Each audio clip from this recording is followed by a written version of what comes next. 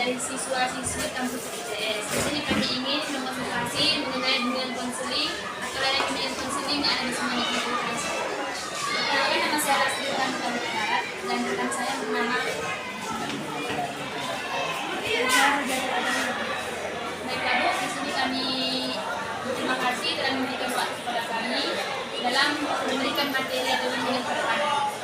Terlebih dahulu kami ingin bertanya, sejak kapan ada guru bimbingan konseling di Semarang?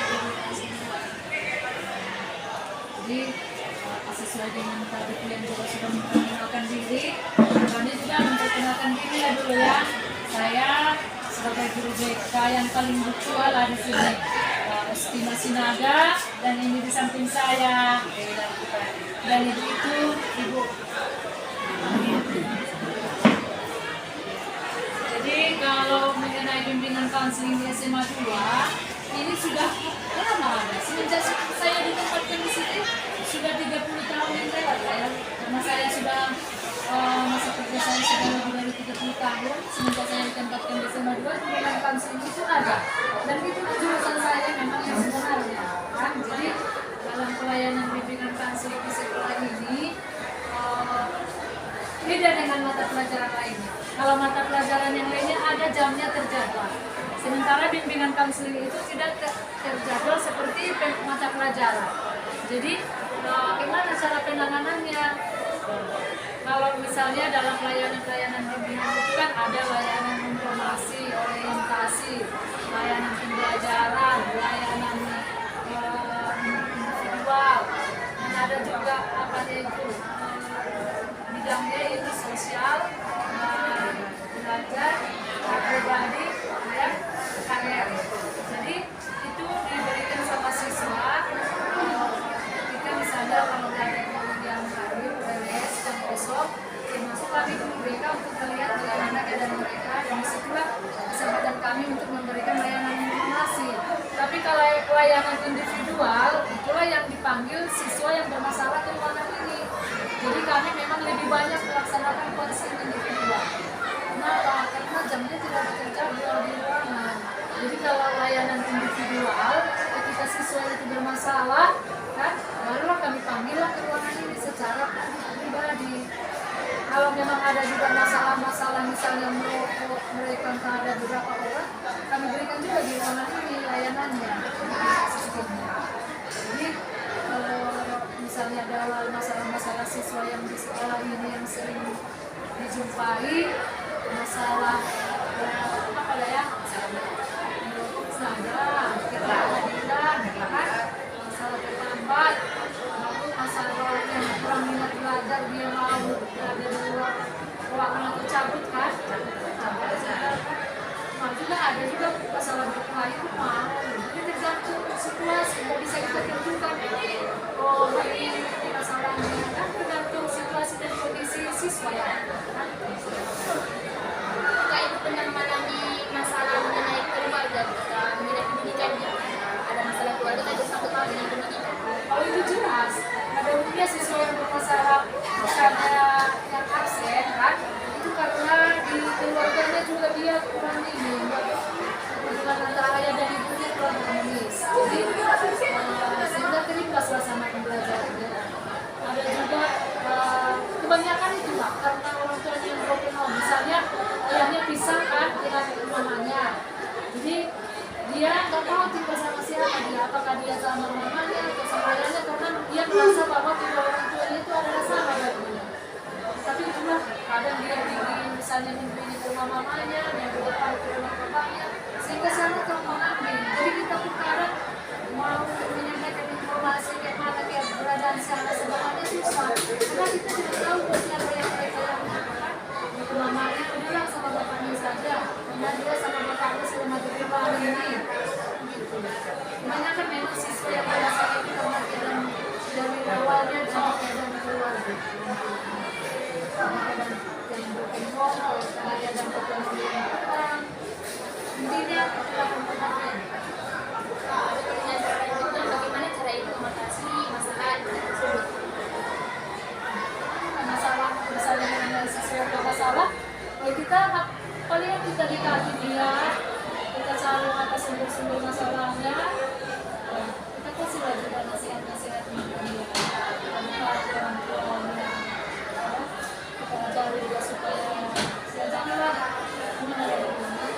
banyak masalah, masih banyak orang yang susah dari kita, walaupun kita yang sudah susah kan, pasti ada lagi yang lebih susah. Jadi jangan dilihat kawan-kawannya yang mungkin serba bisa, lengkap fasilitasnya, lengkap orang tuanya, yang mendekatkan juga dia sama agamanya, beribadah. Itulah satu-satu.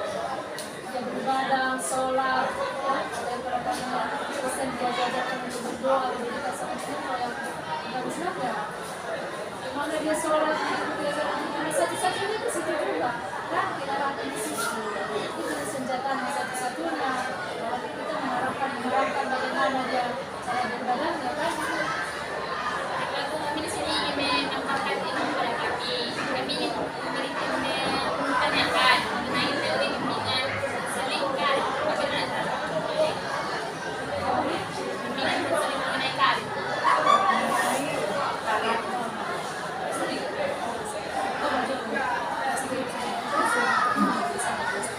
Sebenarnya mengenai karir ini kan kita jelaskan lah sama anak. Yang jelas dia masuk ke SMA. SMA itu harus juga dia mempunyai lanjutan sekolah yang lebih tinggi. Kalau misalnya dia untuk bekerja belum ada keahliannya yang spesial kan, beda dengan jurusan SMK yang mempunyai kejuruan kan, dia kan kalau dia jurusan kecantikan tamat dia sudah bisa jadi tukang salon, kalau dia tata busana sudah bisa menjahit. Kalau di sini di SMA dia harus kita arahkan semenjak dia masuk ke SMA, kita membekali si anak, tentukan bakat dan pilihanmu, bakat dan minatmu sesuai dengan kemampuan. Kan beda kalau waktu SD ditanya bakat dan kemampuannya, kalau ditanya mau kemana, saya nanti mau jadi dokter, mau jadi polisi.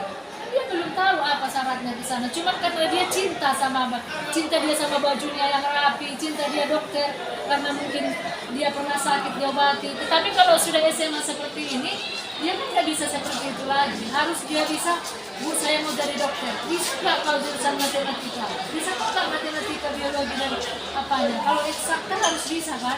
Jadi kalau memang nggak bisa dia ngapain memilih itu? Pilih sesuai dengan kemampuannya.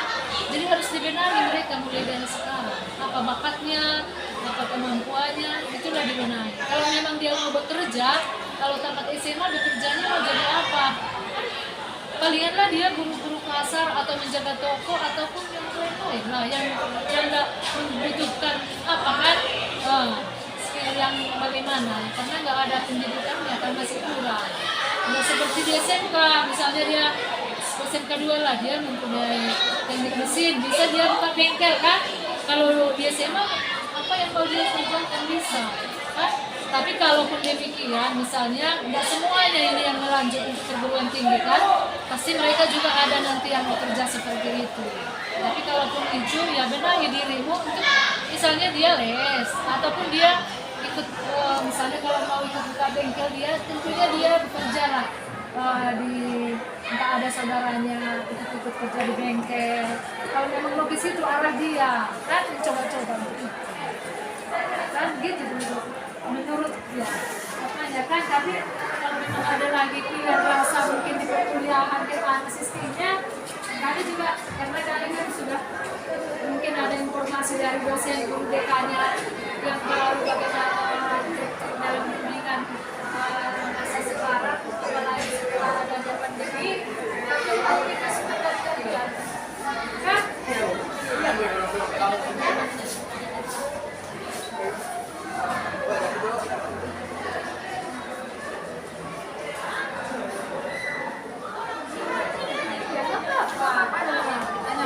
Kalau ada masukan juga.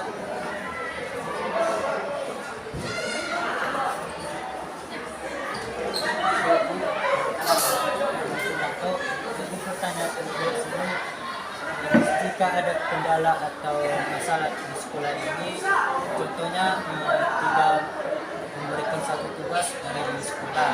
Jadi seandainya siswa tidak mengerjakan apa yang dilakukan kepada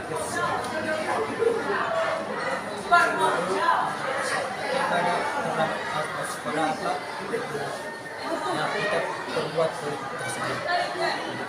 Maksudnya kira-kira dia mengatasi itu yang tugas, entah banyak di kelas, mengatasi itu kan yang mengatasinya dulu.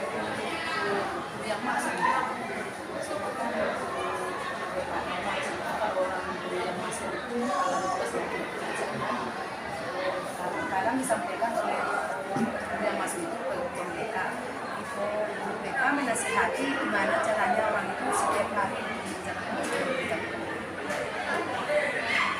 seperti itu.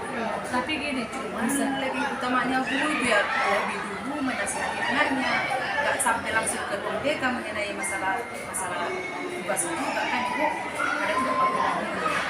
jadi maksudnya juga kira-kira demikian ya. Misalnya ada siswa yang bermasalah, tapi dia juga tidak pernah berubah di tetap berubah, iya sudah dibahas. Itu harus kerjasama juga dengan orang tuanya harus dipanggil, kan? Jadi misalnya dia dalam pembelajaran bahasa Inggris lah kan, si anak ini nggak mau masuk, sudah kita nasihati juga tidak mau. Dan ada guru yang bersangkutan kayaknya gitu, udah dipanggil tidak mau, guru BK juga memanggil sudah nasihati nggak mau. Kita harus panggil juga orang tuanya, menyampaikan bahwa anaknya tidak mau pelajaran bahasa Inggris masuk karena mungkin dia sudah salah dasar kurang mengerti gitu kan. Udah dipanggil juga orang tuanya buat panggilan pertama, buat panggilan kedua, ketiga nggak mau berubah, kita lanjut sama PKS kesiswaan. Udah dibimbing juga sama PKS kesiswaan, lanjut sama kepala sekolah. Kalau kepala sekolah juga nggak mau, ya kita harus ada perjanjian pakai materai, dan dia juga kalau tidak bisa lagi dibina seperti itu, kita usulkan dia supaya cari sekolah yang lain. Iya, gitu sistemnya. Ya, karena ada tahapan-tahapannya. Tapi sebenarnya kalau dalam bimbingan konseling itu tidak bosan-bosannya guru BP untuk menasehati, harus dibimbing sampai bisa anak itu, sampai bisa dia sadar. Tapi sistemnya di sekolah ini seperti itulah. Tapi kalau dalam kode etik bimbingan tidak boleh itu untuk misalnya karena nggak bisa si anak untuk dibina langsung dikeluarkan, langsung dipecat. Harus guru BP berusaha untuk membimbing supaya dia bisa menyadarkan dirinya dan bisa jadi itu sebenarnya. Tapi harus juga sama halnya dengan rambu-rambu di jalan raya kan, polisi sudah membimbing hatinya harus jalan kiri, harus pasang rambu katanya. Sekarang saatnya masuk kelas. Jam pelajaran akan segera dimulai.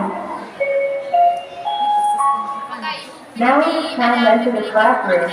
School hours will soon begin. Seperti permusuhan gitu, karena dia Sekarang saatnya masuk kelas. Jam pelajaran akan segera dimulai. Now it is time to enter the classroom.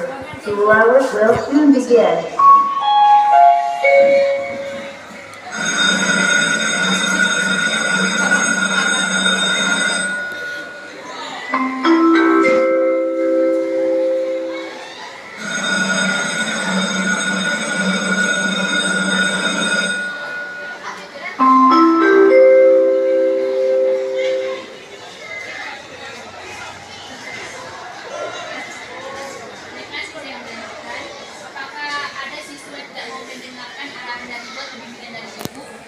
yang siswa tersebut memiliki hubungan tidak baik, permusuhan begitu. Sebenarnya sama dengan pembelajaran guru di kelas kan, guru di kelas menjelaskan materi misalnya matematika, kan nggak semua guru yang di kelas siswa yang di kelas itu mendengarkan dan mengerti apa yang diajarkan ibu itu.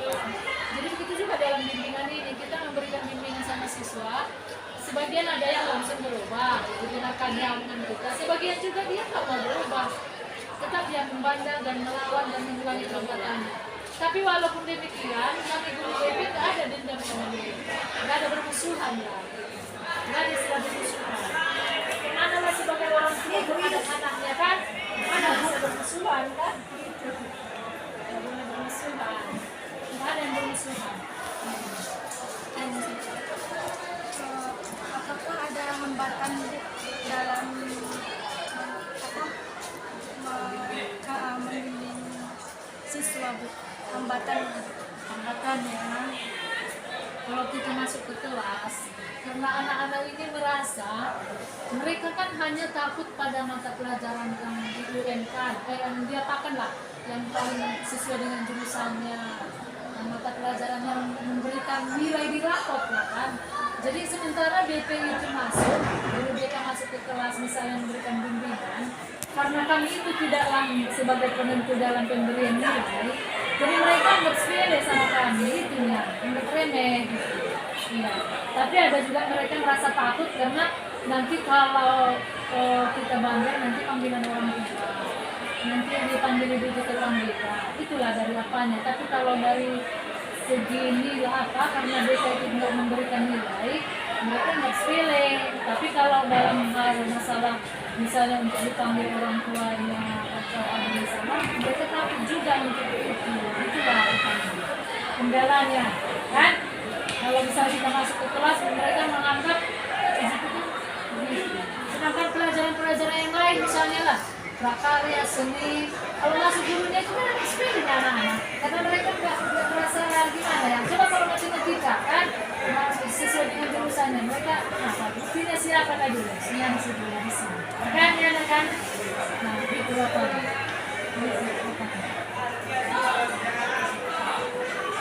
Tidak ada. Mereka terima kasih pada ibu telah memberikan sedikit nasihat pengetahuan mengenai pendidikan tersebut. Kami minta maaf jika ada kata yang salah pada ibu. Terima kasih. Ya, orang tua yang bisa kami berikan, mudah-mudahan adalah manfaatnya sama kalian. Sedikit yang bisa kami jelaskan. Kalau memang nanti misalnya ada yang perlu ditanyakan lagi, bertanya, silakan bertanya. Terima kasih ya.